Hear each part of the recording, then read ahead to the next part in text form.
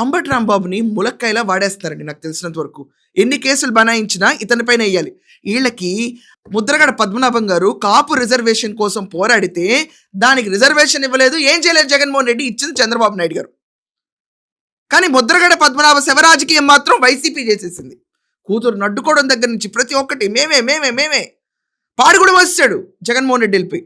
ముట్టుకోడండి, అసలు వివేకాన్ని ముట్టుకోలేదు, వాళ్ళ ఫాదర్ని ముట్టుకోలేదు. చనిపోయాక దూరం నుంచి పిడికిడి మట్టేసి వెళ్ళిపోతాడు. పాడి మోసాడు కాపు ఓట్ల కోసం. ఇంత కాపు డ్రామా నడిపేశాడు. మరి కాపు కోసం, కాపుల కోసం రిజర్వేషన్లు ఇచ్చిన చంద్రబాబు గారు ఎందుకు ద్రోహి కింద చూపిస్తున్నారు? ఓకే, ఇలాంటి ఫేక్ ప్రచారాలన్నిటికీ అంబటి రాంబాబుని వాడతారు. రేపు అంబటి నీ వల్లే ఇక్కడ మా పార్టీలో వీక్ అయింది కాబట్టి నీకు టికెట్ ఇవ్వమని చెప్పి బలిపశువుని చేస్తారేమో అని నాకు ఒక పెద్ద డౌట్ తగులుతుంది. వైసీపీ నుంచి మీరు చూడండి, ఎక్కువ రోజే వెళ్ళిపోయింది. ఎక్కడికో వెళ్ళిపోయిందో, ఎక్కడికి వెళ్ళిందో మనకు తెలియదు. ఆడుదామాంధ్ర బాల్ కొడితే అది వెళ్ళి ఎక్కడ పడినట్టు ఏ రాష్ట్రంలో ఉందో నాకే తెలియదు. కనపట్ల గాయబ్. పేరు నాని ఉన్నాడు అనుకోండి, ఈ పేరు నాని, ఈ అంబటి రాంబాబు నేను ఉన్నాను అని చెప్పుకుని ఒక ఖర్చీఫ్ వేసుకుంటే ఆ కొడాలి నాని ఎప్పుడైనా వచ్చిపోతూ ఉంటాడు, వేస్ట్. కానీ వీళ్ళిద్దరిని తెగవాడేస్తుంది వైసీపీ. ఒక్క రెడ్డి ముందుకు రారు ఎందుకు? కాపుల కోసం పోరాటం చంద్రబాబు నాయుడు గారు ఆల్రెడీ చేశారు. అంబటి గారు మీరు ప్రత్యేకంగా ఏం చేయక్కర్లా, అది ఆల్రెడీ డన్. కానీ మీరు ఒక్కటి గుర్తుపెట్టుకోండి, రెడ్డి సామాజిక వర్గం నుంచి ఒక్కళ్ళు ముందుకు ఎందుకు రారు? పెద్దిరెడ్డి చేసిన మాటలు ఈ రోజు దాకా మీరు ఎందుకు ఖండించలేదు?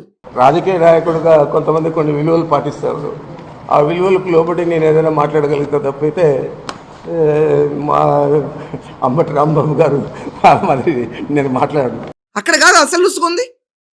అంబటి రాంబాబులా మాట్లాడలేమంటే అంబటి రాంబాబు కానీ స్టేచర్ లేదనేగా, అంబటి రాంబాబు దిగజారి మాట్లాడతాడనేగా, అంబటి రాంబాబు సరిగ్గా మాట్లాడు పరిపక్వత చెందిన రాజకీయ నేతలా బిహేవ్ చేయడనేగా.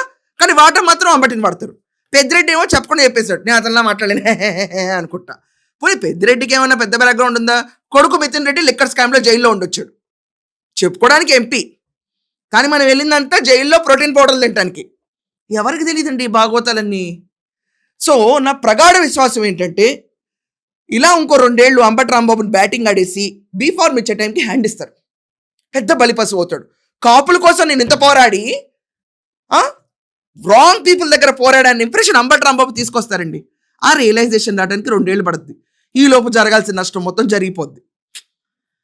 అప్పుడు అల్లుడు తిట్టి, నిన్న పెద్దిరెడ్డి తిట్టి, రేపు పార్టీ కూడా పోమంటే ఎక్కడికి వెళ్తాడు? ఇంకా ఆలోచించుకోవాలి ఎవరి కాళ్ళు.